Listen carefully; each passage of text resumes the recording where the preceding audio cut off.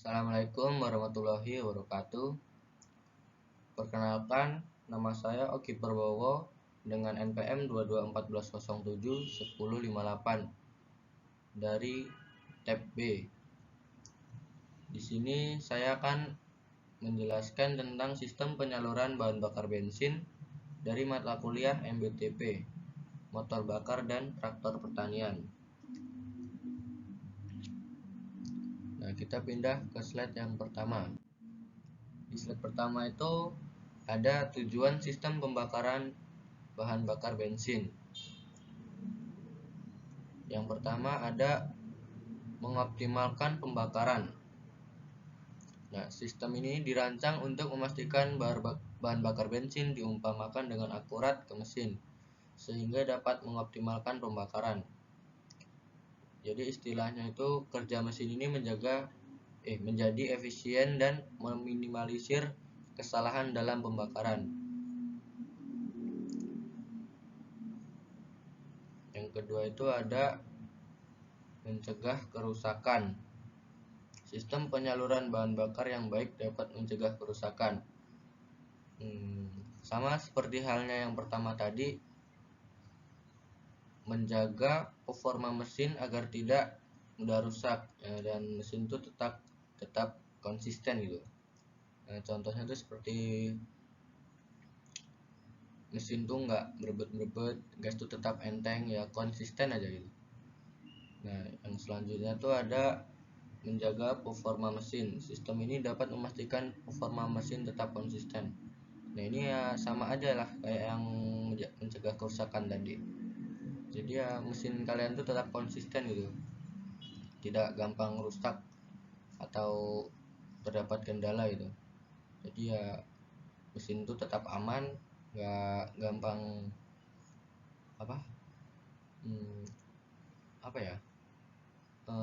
terjadi konsleting gitulah. Jadi tetap konsisten aja gitu.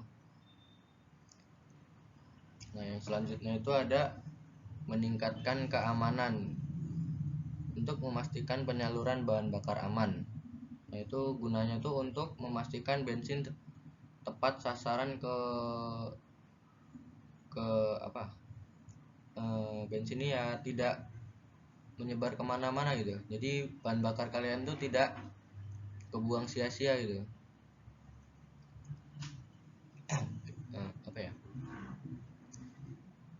Jadi bahan bakar kalian tuh masuk tepat pada mesin itu, pada penyaluran mesin itu, dari penyemprotan itu tidak menyebar kemana-mana gitu. Nah, seperti itulah. Selanjutnya kita pindah slide yang ketiga, itu ada sistem penyaluran bahan bakar bensin bekerja. Yang pertama itu ada pompa bahan bakar. Pompa bahan bakar bertugas untuk menghisap atau mendorong bahan bakar ke dalam sistem penyaluran. Contohnya tuh pada saat bekerja terdapat beberapa komponen yang bekerja. Yang pertama itu terdapat pompa bahan bakar. Nah, pompa bahan bakar ini tuh menghisap bahan bakar dari tangki, dan bensin itu sendiri tuh dihisap dengan pompa bahan bakar ini. Jadi dia tuh dari tangki bahan bakar itu dihisap untuk masuk ke mesin tuh ya dari pompa bahan bakar ini. Dan selanjutnya tuh ada filter bahan bakar untuk menyaring partikel kotoran dan kontamin yang ada. Nah, filter ini nih gunanya tuh untuk menyaring kotoran yang ada di bahan bakar kalian tuh agar tidak masuk ke dalam mesin gitu. Jadi mesin kalian tuh kerjanya tuh secara optimal, nggak kehambat sama kotoran-kotoran atau partikel itu. Jadi filter ini ya gunanya untuk itu tadi, menjaga bensin yang masuk ke dalam mesin tuh tetap bersih gitu. Jadi nggak gampang membuat mesin itu rusak atau tersumbat gitu. Nah, selanjutnya itu ada injektor bahan bakar. Nah, injektor bahan bakar ini tuh menyemprotkan bahan bakar ke dalam ruang pembakaran. Jadi injektor inilah yang menyemprotkan bahan bakar itu tadi ke dalam mesin itu sendiri dan masuk ke dalam ruang bakar itu. Nah, kita pindah ke slide yang keempat. Nah, di slide yang keempat ini ada komponen penyaluran bahan bakar bensin bekerja. Yang pertama itu ada tangki bensin, penyimpanan bahan bakar bensin. Nah, tangki ini gunanya untuk menyimpan bahan bakar mesin kalian. Ya, seperti apa? Kayak pertalit, pertama gitu. Nah, itu tersimpannya di tangki bahan bakar ini. Yang kedua itu ada pompa bahan bakar. Pompa ini gunanya untuk mengincap bahan bakar tangki dan mendorongnya ke sistem pembakaran. Nah, ya ini ya sama kayak yang tadi lah. Pompa itu ya gunanya untuk mengisap bahan bakar yang dari tangki itu untuk masuk ke sistem pembakaran itu tadi, ke dalam mesin itu, ke dalam mesin sistem pembakaran. Nah ini contoh gambarnya itu ya seperti ini nih. Contoh pompa bahan bakar yang digunakan. Nah, selanjutnya itu ada injektor bahan bakar. Nah ini contoh gambar dari injektor bahan bakar tuh gini. Nah ini gunanya itu untuk menyemprotkan bahan bakar tuh tepat gitu masuk ke dalam mesin gitu. Contohnya itu kayak mana ya ilustrasinya itu? Ketika bahan bakar itu disemprotkan itu tidak lebar atau muncrat kemana-mana gitu. Jadi dia tuh masuk tepat ke dalam mesin itu, ke sistem pembakaran itu. Jadi dia tuh tidak kebuang sia-sia gitu. Nah, kayak yang pertama tadi ya. Nah ini contoh gambarnya itu seperti ini. Jadi dia tuh untuk menyemprotkan tuh tidak akan kemana-mana gitu. Jadi bahan bakar kalian tuh tidak ada yang terbuang sia-sia gitu. Ketika disemprotkan tuh langsung masuk tepat ke yang disemprotkan itu, gak akan kebuang kemana-mana ya. Nah yang keempat tuh ada filter bahan bakar. Nah ini contoh gambarnya tadi. Yang filter itu ya gunanya ya tadi untuk menyaring kotoran yang ada di bensin kalian tuh agar tidak masuk ke dalam mesin pembakaran. Jadi saat terjadinya sistem pembakaran tuh bensin yang masuk itu tidak kotor gitu. Nah jadi saat terjadinya sistem pembakaran itu tidak ada hambatan gitu dari kotoran yang ada di dalam bahan bakar kalian itu. Jadi tidak akan terjadinya penyumbatan atau merusak mesin gitu. Jadi bahan bakar kalian tuh tetap bersih gitu yang masuk ke dalam mesin. Yang gunanya filter tuh ya seperti inilah, agar bensin kalian tuh tetap bersih yang masuk ke dalam mesin itu. Nah kita pindah ke slide yang selanjutnya itu ada cara kerja. Nah ini ilustrasi dari cara kerja karburator tadi.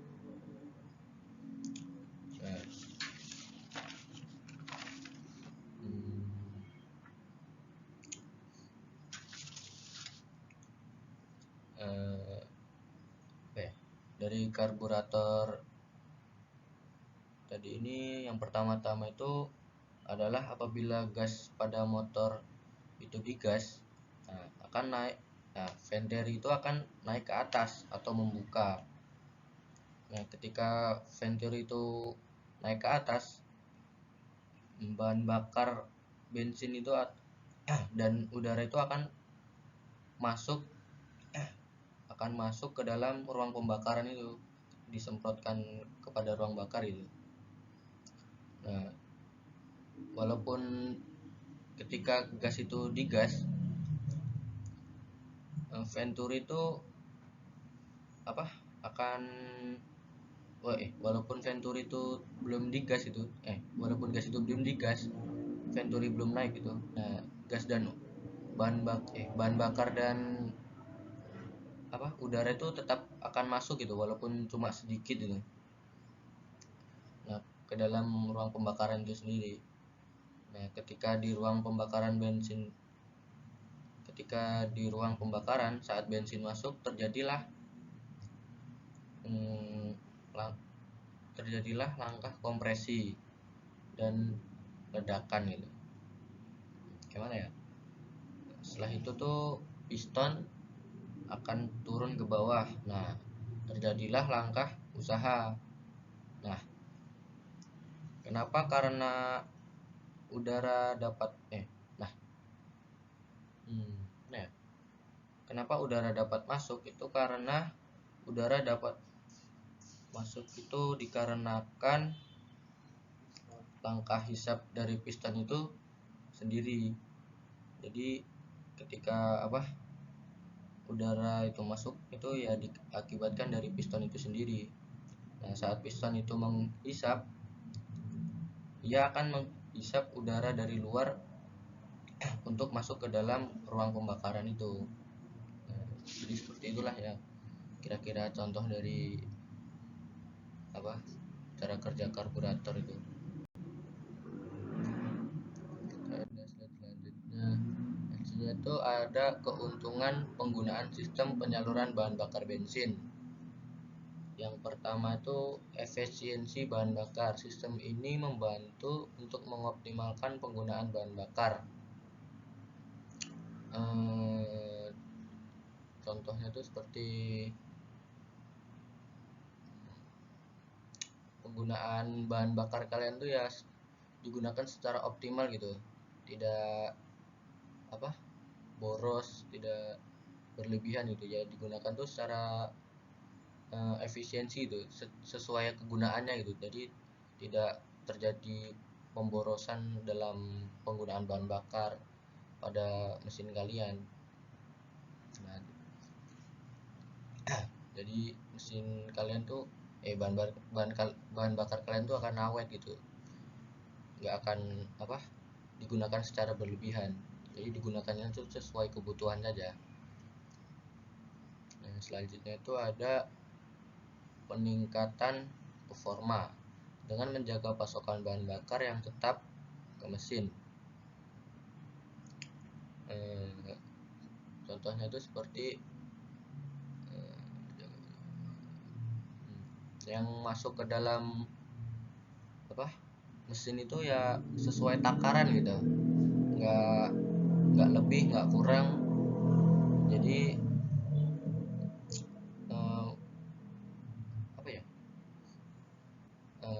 yang digunakan dalam mesin tuh bahan bakarnya tuh nggak berlebihan gitu.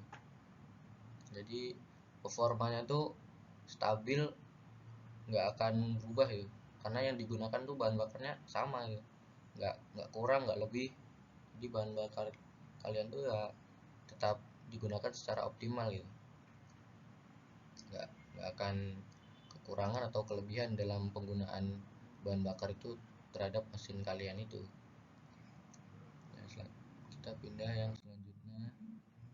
Nah, yang yang slide selanjutnya ini ada pengaruh sistem penyaluran bahan bakar terhadap lingkungan. Yang pertama tuh terendam air.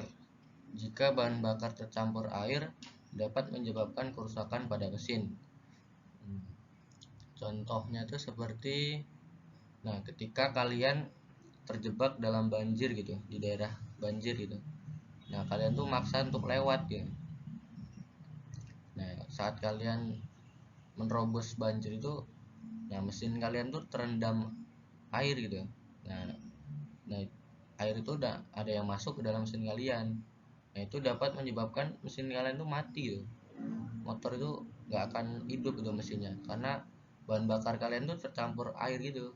Jadi motor tuh akan mati karena pembakaran tuh tidak optimal gitu, karena bahan bakar kalian tuh sudah tercampur air. Nah, seperti itulah kira-kira contohnya. Yang kedua itu ada kebocoran. Nah, kebocoran ini dapat mengakibatkan pemborosan terhadap bahan bakar.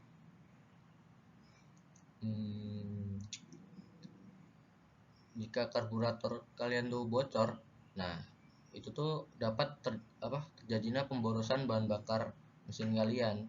Itu kan karburator itu yang untuk menyalurkan apa namanya, bahan bakar tadi kan ke dalam mesin tuh. Jadi kalau bahan bakar kalian karburator kalian bocor itu, ya bahan bakar kalian tuh akan ada yang keluar terbuang sia-sia gitu. Jadi nggak masuk gitu dalam ruang bakar itu, dia malah terjadinya pembocoran itu ya keluar sia-sia gitu ya. Kalau jadi ya jangan sampai lah karburator itu sampai bocor ya, karena itu dapat apa, mengakibatkan pemborosan pada bahan bakar kalian kalau sampai karburator kalian tuh bocor. Jadi ya jangan sampai bocor lah. Yang selanjutnya tuh ada kontaminasi bahan bakar. Pencemaran bahan bakar oleh partikel kotoran dapat mengakibatkan penyumbatan. Nah, ini ya sama yang gunanya filter tadi lah. Kalau nggak ada filter tadi, ya apa namanya, kotoran atau partikel-partikel yang masuk ke dalam bahan bakar ini dapat mengakibatkan dapat mengakibatkan penyumbatan pada saat terjadinya pembakaran bahan bakar itu. Nah itu dapat apa ya, merusak mesin kalian gitu jika bahan bakar kalian tuh terkontaminasi sama kotoran atau partikel-partikel itu. Dan kalau bisa ya apa namanya, bahan bakar kalian tuh jangan sampai kotor lah. Nah ya itu tadi lah gunanya dari filter bahan bakar tadi ya, untuk mencegah ini agar agar saat terjadinya pembakaran bahan bakar itu tidak terhambat gitu. Jadi bensin yang masuk ke dalam mesin tuh bersih gitu, tidak ada kayak namanya, debu kayak partikel kerikil kecil gitu yang mengkontaminasi bensin kalian gitu. Nah, cukup penjelasan dari saya. Jika ada salah kata atau kekurangan yang saya jelaskan dalam materi ini, saya mohon maaf. Saya ucapkan terima kasih. Wassalamualaikum warahmatullahi wabarakatuh.